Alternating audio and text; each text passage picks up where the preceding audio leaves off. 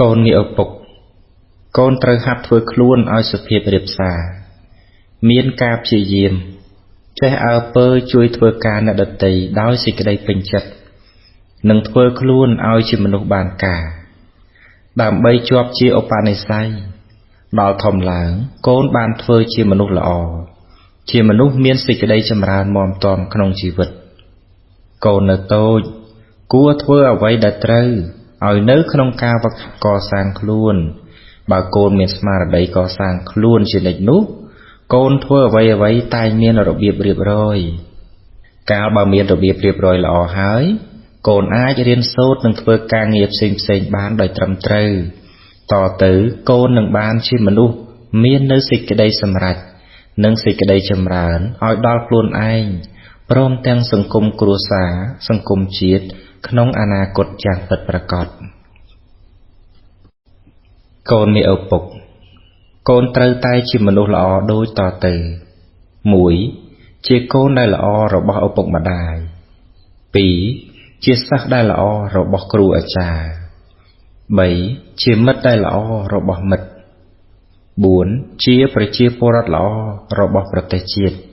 5. ជាសាវកល្អរបស់ព្រះសម្មាសម្ពុទ្ធចូលកូនមានជីវិតត្រឹមត្រូវនៅក្នុងលោកនេះដោយខំប្រឹងសាងនូវសុចរិតពិតប្រាកដចូលកូនរស់នៅឲ្យបានជាសេចក្តីសង្ឃឹមរបស់មនុស្សទាំងឡាយចូលកូនប្រាថ្នាឲ្យពិភពលោកបានជួបនៅសេចក្តីសុខស្ងប់កូនមានឪពុកជីវិតរបស់ឪពុកតាំងពីមានកូនរហូតមកដល់ខណៈនេះសេចក្តីប្រាថ្នារបស់ឪពុកដែលមានចំពោះកូនគឺសូមឲ្យកូនមានការចេះដឹងល្អនិងមានការប្រព្រឹត្តល្អទ្រព្យសម្បត្តិមិនមែនជារបស់សំខាន់ខ្លាំងណាស់ណាទេក្នុងការដែលឪពុកម្ដាយចែកឲ្យកូននោះតែការចេះដឹងល្អនិងការប្រព្រឹត្តល្អជាសម្បត្តិដ៏សំខាន់ដ៏ក្រៃលែងដែលឪពុកនិងម្ដាយប្រាថ្នាប្រគល់ឲ្យដល់កូនជាទីស្រឡាញ់និងជាទីហួងហែងរហូតមកបើកូនធ្វើតាមពាក្យដែលឪពុកនិងម្ដាយណែនាំផលនឹងកើតបានជាគុណតម្លៃនិងជាសេចក្តីសុខឲ្យដល់កូនរួមទាំងគ្រួសារព្រមទាំងអ្នកដែលនៅជុំវិញកូនទៀតផងកូនមានឪពុកកតញ្ញូតាធម៌ជាគុណធម៌ដែលសំខាន់ក្នុងភាពជាមនុស្សការដឹងគុណនិងការតបគុណនោះអាចគ្រប់គ្រងរក្សាឲ្យកូនផុតអំពីភាពអាក្រក់ទាំងពួងបានបុគ្គលដែលតបគុណដល់អ្នកដែលមានគុណរមែងមិននិយាយមិនធ្វើនៅអ្វីដែលជាហេតុឲ្យអ្នកមានគុណក្រៅក្រហាយចិត្តឡើយកតញ្ញូតាធម៌មានកម្លាំងក្រៃលែងបើមិនគិតឲ្យល្អទេគឺមិនអាចយល់បានឡើយដូច្នេះកតញ្ញូតាធម៌ត្រូវកូនខំប្រឹងគិតឲ្យបានល្អកុំយល់ថាមិនសូវសំខាន់នោះមនុស្សដែលអាក្រក់ខុសសិលធម៌ខុសវិន័យទៅបានតាំងតែពីខុសតូចរហូតដល់ខុសធំគឺកើតមកអំពីការមិនដឹងគុណនឹងឯងតែបើកូនជាមនុស្សដឹងគុណកូនមានតែសេចក្តីចម្រើនដោយកុសលម្យ៉ាងទៀតកតញ្ញូតាធម៌ដែលមាននៅក្នុងខ្លួនរបស់កូនជាគ្រឿងសម្គាល់ថាកូនមានឪពុកជាមនុស្សល្អកូនមានឪពុកប្រាថ្នាឲ្យកូនបានចូលដល់សេចក្តីល្អ10ប្រការ 1. កូនត្រូវជាអ្នកមានសីលធម៌ប្រចាំខ្លួន 2. កូនត្រូវស្វែងរកការចេះដឹងមកដាក់ខ្លួន 3. កូនត្រូវគប់រកតែជាមួយមិត្តពិតប្រាកដ 3. កូនត្រូវគប់រកតែជាមួយមិត្តពិតប្រាកដ 4. កូនត្រូវជាមនុស្សប្រដៅងាយ 5. កូនត្រូវចេះជួយកិច្ចការអ្នកដទៃ 6. កូនត្រូវចេះស្រឡាញ់ធម៌សប្បុរស 7. កូនត្រូវមានព្យាយាមដោយអំណត់អត់ធន់ 8. កូនត្រូវសន្តោសចំពោះបច្ច័យ 4 9. កូនត្រូវមានស្មារតីដឹងមុខនេតិរបស់ខ្លួន 10. កូនត្រូវដឹងសេចក្តីពិតរបស់ជីវិតគឺត្រូវដឹងថាគ្រប់ជីវិតដែលកើតមកហើយរមែងបែកធ្លាយជាធម្មតាទើបមិនគួរប្រមាថក្នុងជីវិតនិងត្រូវរកផ្លូវឲ្យបានផុតទុក្ខដោយការប្រព្រឹត្តតែអំពើល្អឪពុកសូមឲ្យកូនកុំជាមនុស្សដែលមិនចេះគ្រប់សូមឲ្យកូនបានស្គាល់រសជាតិនៃការគ្រប់គ្រាន់និងសូមឲ្យកូនចាំទុកថាមិនមានរបស់ណាក្នុងโลกដែលអាចធ្វើឲ្យកូនបានឆ្អែតគ្រប់គ្រាន់ក្រៅតែពីខ្លួនឯងព្រមទទួលគ្រប់នោះទេនិងម្យ៉ាងទៀតក្នុងโลกនេះដែរមិនមានអ្វីណាដែលល្អសម្រាប់ខ្លួនកូនឲ្យក្រៃលែងជាងកូនជាមនុស្សល្អនោះទេ សម្បត្តិក្នុងលោកមិនអាចគ្រប់មិនអាចបញ្ឈប់នៅតណ្ហាមានតែខ្លួនឯងឈប់ត្រូវការដោយសារបញ្ញាទើបបានគ្រប់សម្បត្តិក្នុងលោកមិនអាចល្អស្មើនឹងធម៌សនាំចាក់ភពពណ៌ពិតកូនឪត្រូវសេពគប់ព្រមទាំងគោរពខ្លួនឯងផងកូនមានឪពុកបើកូនចង់ស្អាតត្រូវរក្សាសិលបើកូនចង់មានត្រូវឲ្យទានបើកូនចង់ឆ្លាតត្រូវចេះសួរបើកូនរៀនដើម្បីនឹងដឹងអ្វីណាមួយត្រូវរៀនដឹងឲ្យច្បាស់លាស់ពិតប្រាកដកូនមានឪពុករៀនដឹងដើម្បីជួយខ្លួនឯងគឺដើម្បីមានខ្លួនជាទីពឹងខ្លួនឯងបានប្រសើរជាងពឹងអ្នកដទៃកូនមានឪពុកភាសិតបានពោលទុកថាអ្នកស្រែបានស្រូវរមែងឲ្យបាយពួកព្រានទាំងឡាយរមែងឲ្យសាច់ពេទ្យព្យាបាលរោគជាកិច្ចចាំបាច់ឲ្យទានសម្រេចទៅលើចិត្តបុណ្យចំណែកបណ្ឌិតមានពិតក្នុងលោកបានជួបមានជោគព្រោះលោកពោលសុនកូនចង់បានអ្វីកុំឲ្យសោយសុនគិតទុកជាមុនសឹមចូលទៅរកធម្មទានឈ្នះអស់ទានទាំងពួងកូនមានឪពុកកូនចូលសម្ដែងការរីករាយដល់អ្នកដែលឈ្នះកូនគ្រប់ករណីដើម្បីដល់ថ្ងៃក្រោយតទៅនៅពេលដែលកូនឈ្នះគេវិញគេនឹងសម្ដែងការរីករាយមករកកូនដូចគ្នាដែរប៉ុន្តែបើគេមិនបានសម្ដែងការរីករាយមករកកូនទេនោះកូនក៏គួរសម្ដែងនូវការយល់ដល់ចិត្តរបស់គេនិងអាណិតគេផងព្រោះគេបានចាញ់តាំងតែពីគ្រាដំបូងដែលគេបានឈ្នះកូនម្លេះគឺចាញ់ចិត្តរបស់ខ្លួនគេនឹងឯងចំណែកកូនវិញគឺឈ្នះចិត្តរបស់កូនដែលជាការឈ្នះដ៏ប្រសើរមិនមានការតស៊ូណាឲ្យក្រៃលែងជាងការតស៊ូយកឈ្នះចិត្តអាក្រក់របស់ខ្លួនឡើយកូនមានឪពុកកូនចូលញញឹមដាក់អ្នកដទៃដោយដែលកូនប្រាថ្នាឲ្យអ្នកដទៃញញឹមមករកកូនអីចឹងឯងបើកូនញញឹមដាក់កញ្ចក់ក៏ញញឹមដាក់កូនវិញនៅពេលកូនខឹងក្រោធនឹងបុគ្គលណាកូនសាកល្បងរត់ទៅឆ្លោះមុខខ្លួនឯងក្នុងកញ្ចក់មើលកូននឹងជួបយក្សនៅក្នុងកញ្ចក់នោះពិតជាមិនខានឡើយកូនមានឪពុកការស្រឡាញ់មិនមានដាក់លក់ឡើយបើកូនចង់បានកូនត្រូវធ្វើយកដោយខ្លួនឯងពេលកូនឲ្យសេចក្តីស្រឡាញ់ទៅអ្នកដទៃនឹងឲ្យសេចក្តីស្រឡាញ់ត្រឡប់មកដល់កូនវិញបើកូនចង់ឲ្យអ្នកដទៃស្រឡាញ់ពិតសូមកូនធ្វើឲ្យបានតែម្យ៉ាងក៏ល្មមគ្រប់គ្រាន់គឺធ្វើខ្លួនឲ្យគួរស្រឡាញ់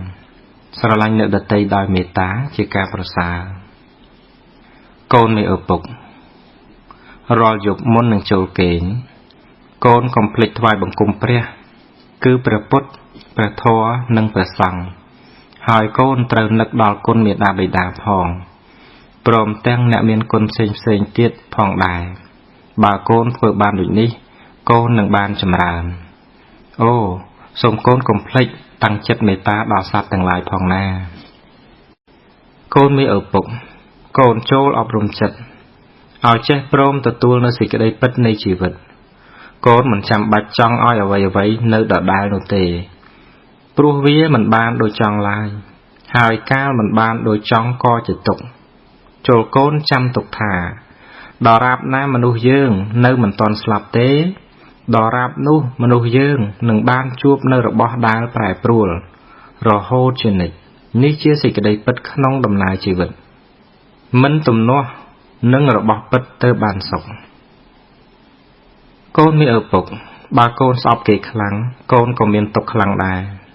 បើកូនស្អប់គេតិចកូនក៏មានទុក្ខតិចដែរបើកូនមិនស្អប់គេកូនមិនមានទុក្ខឡើយការស្អប់គ្នានឹងគ្នា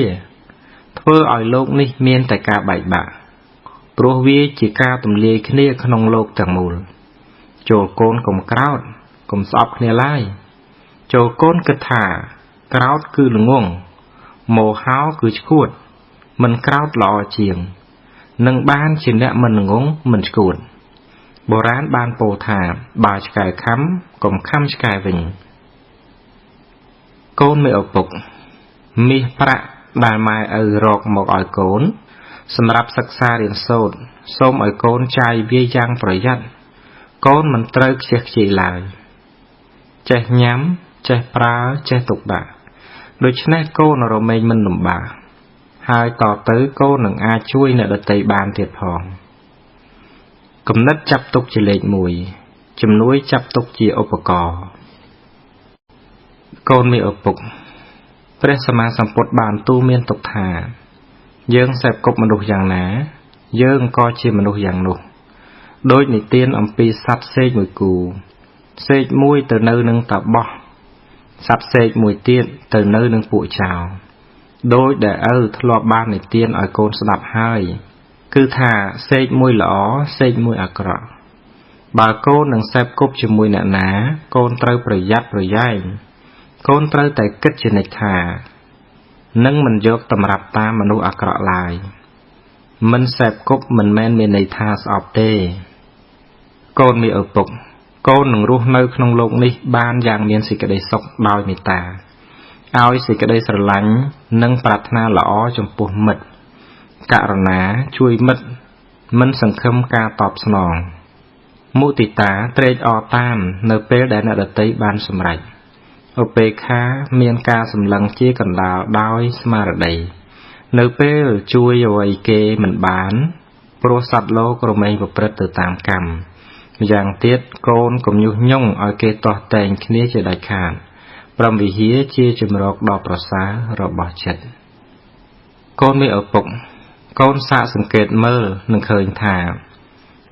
សេចក្តីទុក្ខវានឹងមកជួបយើងដោយមិនដឹងខ្លួនជាមុនព្រោះដូច្នោះយើងត្រៀមប្រឈមមុខជាមួយនឹងវាដោយការរៀនឲ្យស្គាល់សេចក្តីទុក្ខកាលបើសេចក្តីទុក្ខមកដល់ត្រូវចេះកែខៃស្ថានភាពឲ្យបានល្អឡើងហើយត្រូវគិតថាវានឹងកន្លងទៅកូនមានឪពុកត្រូវប្រាប់ខ្លួនឯងថាយើងកើតមកដើម្បីដោះស្រាយនៅសេចក្តីទុក្ខបើកូនធ្វើគ្រប់យ៉ាងដោយសុចរិតប្រាថ្នាល្អដល់អ្នកដទៃហើយកូនមិនបន្ទោសខ្លួនឯងឡើយការអស់ទៅនៃតណ្ហាឈ្នះអស់ទុក្ខទាំងពួងកូនមានឪពុកសេចក្តីអត់ធន់ចំពោះការសិក្សាការចេះដឹងប្រសើរជាងសេចក្តីអត់ធន់ចំពោះភាពទាល់ក្រ